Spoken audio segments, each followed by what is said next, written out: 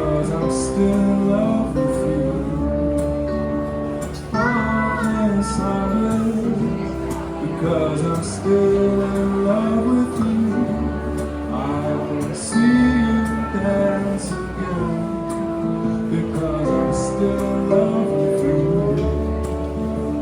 Oh, yes, I will. In this video, I'm going to tell you why I think Melbourne might just be the best cycling city in the world. Why would you listen to me? Well, I've actually traveled the world with my bike, and I would say I've been to the majority of the big cities that exist. So I have a pretty well-rounded opinion. We're now in Melbourne, Australia. I flew in from London. It took me a good 44 hours to get here. That's definitely something I don't want to do again. The city has made up for it, and hopefully by the end of this video, you'll see why Melbourne is one of the best cycling cities in the world. So stay locked. A quick backstory here. So I actually used to live in Melbourne.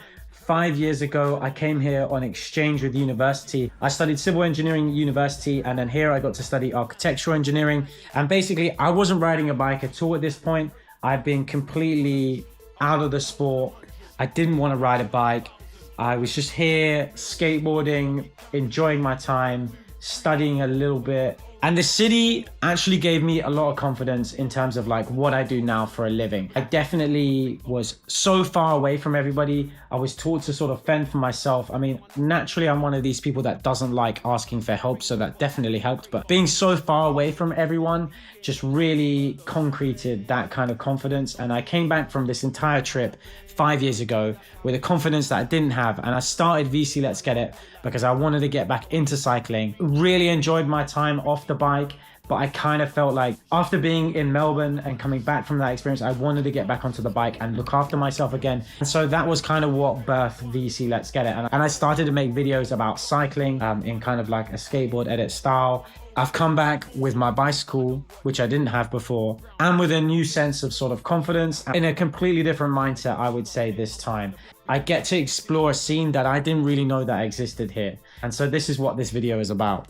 Why am I actually in Australia is probably a good point. So I'm here for the Tour Down Under in Adelaide, and I really wanted to come back to Melbourne, and this was my excuse to come back. So we will be flying to Adelaide in the next 2 days to get to TDU, where we'll be doing some work with Rafa. But I wanted to come back with my bike and experience the scene that is here. That's what we're going to get into. And this is why I think it might be one of the best cycling scenes in the world that I've ever known. Back in Girona, I do find myself hanging out with lots of English people and lots of Australian people. So these guys have been bragging about Melbourne this, Melbourne that, why Australia is so great, why Australians love Australia. I don't know if you know many Australians back in London, but all the ones I knew when I lived in London have all gone back. And there might be a good reason for this. I mean, the weather's one good reason, especially at the moment. We'll get into that.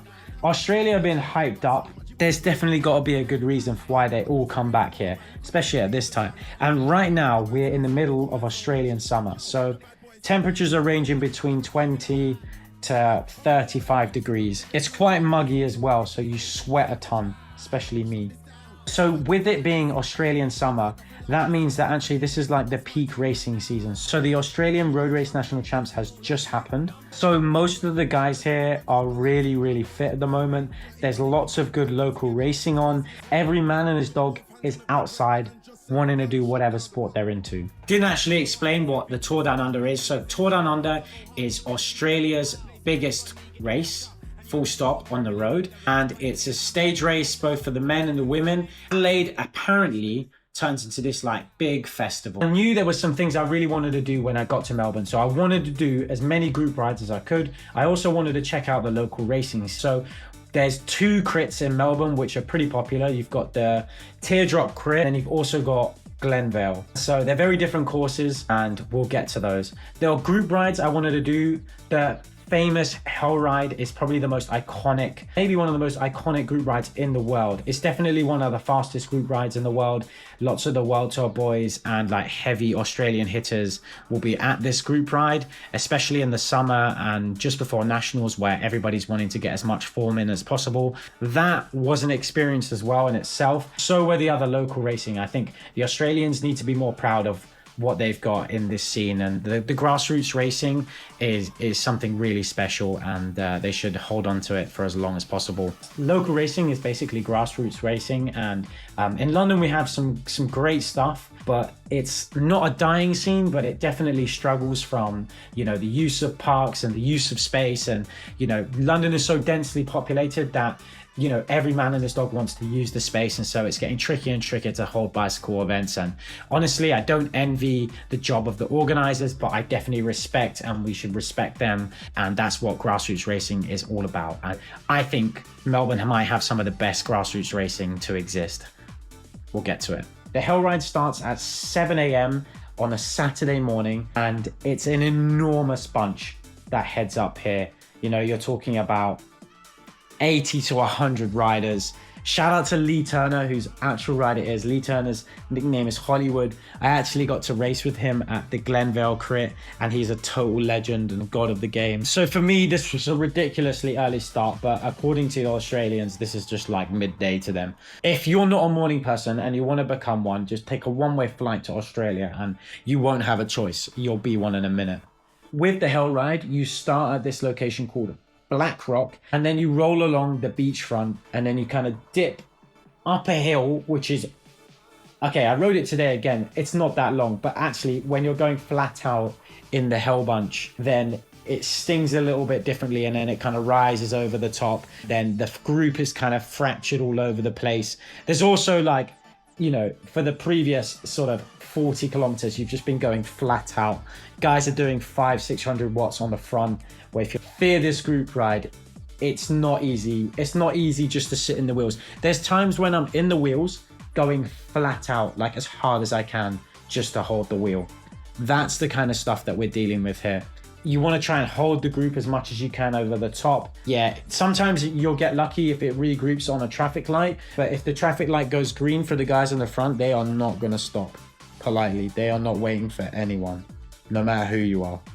And then dips back down the hill and then back onto the beachfront. And then again, you're just chopping off all the way back. And then there's a sprint into Black Rock, if I'm not mistaken. It's just an unregistered race at this point. It used to have a police escort, but for some reason, the feds are not feeling it these days. And so that doesn't exist anymore. I would highly recommend you give it a crack. Whether you've got the minerals or not to get around on that is another thing, but you'll have fun either way. Yeah, I have to say that was probably one of the best group rides I've ever done. It was really, really good crack. Here's my like Strava / Training Peaks profile for what I did on that ride. I don't think I had my power meter attached there, so just apologize for that. So that was the Hell Ride. I did a couple other like shop rides. I did the Rafa one on a Thursday. That was really good. Shout out to the Nostromo guys for showing me around. They're like a local crit team. Really nice kit. The Aero socks are fire. Thanks for that. And they really showed me about, if you need a bicycle shop as well in Melbourne, Cache is your people. That's C-C-A-C-H-E. That might be spelled wrong because I'm dyslexic as fuck. If you need a bike shop, they're your people. As I said, they were a crit team and they showed me both the Teardrop and the Glenvill Crit. So let's get into those because those were also sick. I'll start with the slightly easier crit. Not that it's easy at all in the slightest, but Glenvill on the Sunday, which was a 4-corner like industrial estate with a slight ride. Actually, it's definitely not. It's more of a speed bump actually, but very, very, very fast racing. And you know, all the corners are flat out. They can all be taken flat out. I wouldn't say that they could all be pedaled flat out, but you know, if you're just cruising around, you can definitely pedal all of the corners. Some interesting bumps and lumps along the way. Yeah, it started off quick. It didn't slow down. The race did get neutralized because some guy parked it into the corner and actually had a pretty good result there. I was just outside the top 10 in that. I weigh 58 kilos on a good day. Those kind of flat 4-corner crits, which is very like an American style crit racing, definitely doesn't suit me at all. But so I was actually really happy to get around that and test the bunch sprint for a little bit. Anyway, that was like an hour outside of Melbourne. So it was a nice ride out there. We did the race, rode back into town. We then got completely shat on by the rain. One massive change I made to my bike, the 165mm cranks. one of the best changes I've ever made to my bike. The pedaling has never felt so smooth. One of the most noticeable changes I've ever made to like my bike position / bike fit. If you're, a smaller individual with shorter legs, a worthwhile change. Consult a bike fitter. I'm not an expert on this, but it worked for me. Now we'll get on to the really tough criterium that they have here. Now this criterium might be one of the hardest criteriums I've ever done in my life. So the Teardrop Crit on Wednesday is a Melbourne staple, and it's a 2-corner crit. It's literally in the shape of a teardrop. So you've got one really tight corner, which is actually off camber, and it's got this like kind of dusty, crappy stuff on the inside. It's massively sketchy corner. And then you kind of ride up the hill, then it curves over and this finish line, and then down and around, then back up to this like sharp corner again. And you just do that for like 35 minutes plus 5 laps or something. And best believe me, I was counting down the laps. You'll see from the Insta360 footage that this was a carnage race from start to finish. There were lots of people getting popped left, right, center. It's kind of gritty as well, so you've got to preempt the bumps when you hit them because you're just going flat out at points. But really an amazing crit and a really good like local atmosphere. As you can see, all the clips were filmed on an Insta360 X4. If you want an Insta360 X4, I've got a affiliate link which you can use. It will get you some discount and a free accessory. If you want one, now is a good time to get one. I bought an Insta360 before these guys even supported us. It's just nice that they've come on board, and if you want one, it's a great way to capture any racing or any cycling content, and I don't know what I would do without this tool at this moment. So shout out Insta360 for supporting the gig. But yeah, this race has a great local atmosphere. We all went and got a chicken parma afterwards after one of the boys had a get down. Basically, you can see it from the video. We're coming into the last corner, which is the sharp corner. We're getting faster each lap, and there was some times where I'm testing it. I'm trying to see, how far I can push these turn wheels on the bike. And also, I've never done this crit before. I've never done the course, so I was just kind of testing where the grip is. Then we hit the final lap. I don't have the minerals to be near the front, and I'm kind of glad I didn't in a way. We're coming into this hairpin. I'm looking at the speed that we're coming into this hairpin, and I'm thinking we haven't done it at this speed, not yet. And I'm not really sure the tires have the facilities for this, and it didn't. And so one of the boys, like, he must have been cornering on the sidewall at this point, but both his wheels just completely slipped out. Another guy rode straight into him. It's one of those things where when you're cornering, this is actually a great technique for cornering, is like, look where you want to go. If you look that way, you're going to go that way, where if the corner's that way. Lucas, who was trying to make the corner, had the other guy come across. Complete oil. I was quick with the words, but to be fair, at this point, I was kind of cooked in this criterium, and that was going to be my day. So I rolled to the finish. Again, phenomenal grassroots racing. Like, the organization of this event was so good. They gave you like a saddle number. The numbers that they gave you were nice. They even had Cokes on deck in a cooler. They took card. These sound like pretty normal things, but to be fair, for like local grassroots racing, this shit actually gets me excited. And so that was really phenomenal. Everyone was really nice. Like 4 categories, I believe. There's A, B, C, and D. I raced the A cat. Definitely not for the faint-hearted.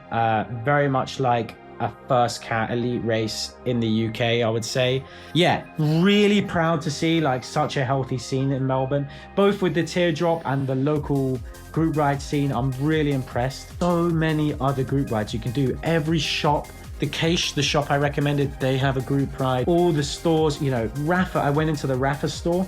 Rafa has a group ride every single day. Like, I didn't even have enough time to make it to all of these group rides, and they all start at different times. Most of them are morning rides. I'll definitely be sure of that. Like, there's nobody who's riding in the middle of the day. That's not for sure, unless your name's me.